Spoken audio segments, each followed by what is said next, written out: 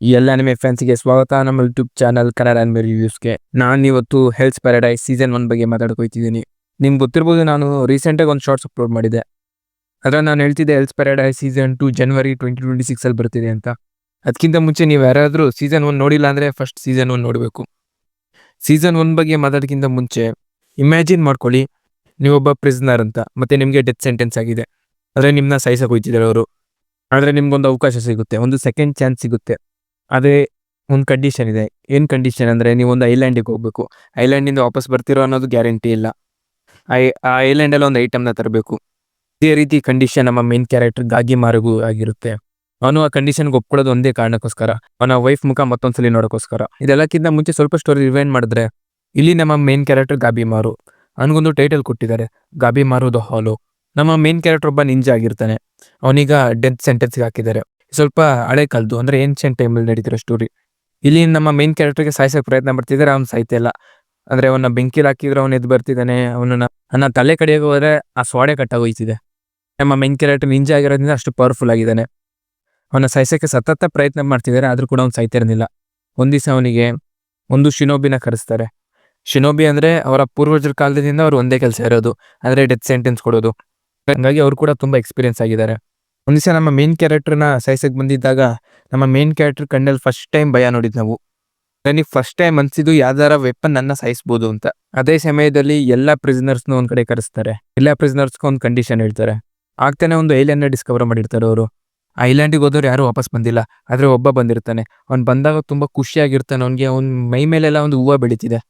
ಈಗ ಸ್ವಲ್ಪ ರೂಮರ್ಸ್ ಇದೆ, ಅಲ್ಲಿ ಎಲೆಕ್ಸರ್ ಆಫ್ ಲೈಫ್ ಇದೆ, ಅಂದರೆ ಅಮೃತ ಇದೆ ಅಂತ. ಅಲ್ಲಿ ಇಲ್ಲಿ ಎಲ್ಲ ಪ್ರಿಸನರ್ಸ್ಗೂ ಒಂದು ಅವಕಾಶ ಕೊಡ್ತಾರೆ. ಐಲ್ಯಾಂಡಿಗೆ ಹೋಗ್ಬಿಟ್ಟು ಯಾರು ಎಲೆಕ್ಸರ್ ಆಫ್ ಲೈಫ್ ಮತ್ತು ಐಲ್ಯಾಂಡ್ ಬಗ್ಗೆ ತಿಳ್ಕೊಂಬರ್ತೀರಾ ಅವರಿಗೆ ಇನ್ನೊಂದು ಅವಕಾಶ ಕೊಡ್ತಾರೆ. ಅವರು ವಾಪಸ್ ಬದುಕ್ಬೋದು, ಅವ್ರನ್ನ ಸಾಯಿಸಲ್ಲ ಅಂತ, ಫ್ರೀ ಮಾಡ್ತೀವಿ ಅಂತ. ಅದೇ ರೀತಿ ಅವ್ರಿಗೆ ಸ್ವಲ್ಪ ಕಂಡೀಷನ್ಸ್ ಇದೆ. ಅದನ್ನ ಹೇಳಿದ್ನಲ್ಲ ಶಿನೋಬಿ, ಆ ಶಿನೋಬಿ ಒಟ್ಟಿಗೆ ಹೋಗ್ಬೇಕು ಅವರು. ಆ ಶಿನೋಬಿಯಿಂದ ಬೇರೆ ಆಗಂಗಿಲ್ಲ. ತುಂಬ ಜನ ಪ್ರಿಸನರ್ಸ್ ಇರ್ತಾರೆ, ಅವ್ರ ಮಧ್ಯದಲ್ಲೇ ಹೊಡೆದಾಟ ಆಡ್ಬಿಟ್ಟು ಯಾರು ಬದುಕ್ತಾರೆ ಅವ್ರನ್ನ ಮಾತ್ರ ಕಳಿಸ್ತಿದ್ದಾರೆ. ನಮ್ಮ ಮೇನ್ ಕ್ಯಾರೆಕ್ಟರ್ ಗಾಗಿಮಾರು ದ ಹಾಲೋ ಒಪ್ಕೊಂಡಿದ್ದು ಒಂದೇ ಕಾರಣಕ್ಕೋಸ್ಕರ, ಅವನ ಹೆಂಡತಿಯ ಮುಖ ವಾಪಸ್ ನೋಡೋಕ್ಕೋಸ್ಕರ ಅವನು ಆ ಕಂಡೀಷನ್ಗೆ ಒಪ್ಕೊಂಡಿದ್ದು. ಕಂಡೀಷನ್ಗೆ ಒಪ್ಕೊಂಡ್ಬಿಟ್ಟು ಐಲ್ಯಾಂಡಿಗೆ ಹೋಗ್ತಾನೆ. ಐಲ್ಯಾಂಡಿಗೆ ಹೋದ್ಮೇಲೆ ಅವ್ರು ಏನು ನೋಡ್ತಾರೆ, ಏನು ಅನುಭವ ಆಗುತ್ತೆ, ಯಾವ ಥರ ಇದೆ, ನಿಜವಾಗ್ಲೂ ಸಿಗುತ್ತೆ ಎಲೆಕ್ಸರ್ ಆಫ್ ಲೈಫ್, ಏನು ಆ ಐಲ್ಯಾಂಡ್ ಮಿಸ್ಟ್ರಿ, ಯಾಕೆ ಅವರೆಲ್ಲ ಫ್ಲವರ್ಸ್ ಆಗಿ ಹೊರಗಡೆ ಬರ್ತಿದ್ದಾರೆ ನಾನು ತಿಳ್ಕೊಳ್ಳೋಕ್ಕೆ ನೀವು ನೋಡಬೇಕು ಹೆಲ್ಸ್ ಪ್ಯಾರಡೈಸ್ ಸೀಸನ್ 1. ನನಗಂತೂ ತುಂಬಾ ಇಷ್ಟ ಆಯಿತು ಹೆಲ್ಸ್ ಪ್ಯಾರಡೈಸ್. ಹೆಸರಲ್ಲೇ ಇರ್ಬೋದು ನೋಡಿ, ಹೆಲ್ಸ್ ಟು ಪ್ಯಾರಡೈಸ್. ಪ್ಯಾರಡೈಸ್ ಅಂದರೆ ಹೆವನ್. ಅಂದರೆ ನೀವು ಇಮ್ಯಾಜಿನ್ ಮಾಡ್ಕೋಬೋದು ಐಲ್ಯಾಂಡಲ್ಲಿ ಏನೇನು ನಡೀಬೋದು ಅಂತ. ಸೀರೀಸ್ನ ಆ್ಯನಿಮೇಷನ್ ತುಂಬಾ ಚೆನ್ನಾಗಿದೆ. ಮಾಪೋ ಸ್ಟುಡಿಯೋ ಇದನ್ನು ಆ್ಯನಿಮೇಟ್ ಮಾಡಿದ್ದು, ಮತ್ತು ಇದು 2023 ರಿಲೀಸ್ ಆಗಿದ್ದು. ಹಾಗಾದರೆ 3 ವರ್ಷ ನಂತರ ಇದರ ಸೀಸನ್ 2 ಬರ್ತಿದೆ, ಅಂದರೆ ಜನವರಿ 2026 ಇದರ ಸೀಸನ್ 2 ಬರುತ್ತಾ ಅನ್ನೋದು ತುಂಬ ಡೌಟ್ ಇತ್ತು. ಯಾಕಂದರೆ ಮಾಪೋ ಸ್ಟುಡಿಯೋದವರು ಚೈನ್ಸಾ ಮ್ಯಾನ್ ಒಪ್ಕೊಂಡಿದ್ರು, ಜುಜುತ್ಸು ಕೈಸನ್ ಒಪ್ಕೊಂಡಿದ್ರು, ಮತ್ತು ಅಟ್ಯಾಕ್ ಆನ್ ಟೈಟನ್ ಕೂಡ ಒಪ್ಕೊಂಡಿದ್ರು. ಆದರೆ ತುಂಬ ಆ್ಯನಿಮೆಗಳ ಮಧ್ಯದಲ್ಲಿ ಈ ಆ್ಯನಿಮೆ ಕೂಡ ಅವರು ರಿಲೀಸ್ ಮಾಡ್ತಿದ್ದಾರೆ. ಆ್ಯನಿಮೆ ಕೇವಲ 13 ಎಪಿಸೋಡ್ ಅನ್ಕೊಂತೀವಿ, 13 or 12 ಮೇ ಬಿ. ಲಾಸ್ಟ್ ಎಪಿಸೋಡಲ್ಲಿ ಒಂದು ಪ್ರಶ್ನೆ ಹೇಳ್ತಾರೆ ಅವರು. ಆ ಪ್ರಶ್ನೆ ಹೇಳೋಕ್ಕೋಲ್ಲ, ಸ್ಪಾಯ್ಲರ್ ಆಗುತ್ತೆ. ಆ ಪ್ರಶ್ನೆ ಕೇಳ್ಬಿಟ್ಟು ನಾನಂತೂ ಫುಲ್ ಶಾಕ್ ಆಗ್ಬಿಟ್ಟೆ. ಅದನ್ನು ಆನ್ಸರ್ ಸೀಸನ್ 12 ಸಿಗ್ಬೋದು ಅನ್ಕೊಂತೀನಿ, ಅದಕ್ಕೋಸ್ಕರ ವೇಟಿಂಗ್. ಈ ಆ್ಯನಿಮೆಲಿ ಒಂದು ವಿಚಾರ ನಂಗೆ ಇಷ್ಟ ಆಗಿಲ್ಲ.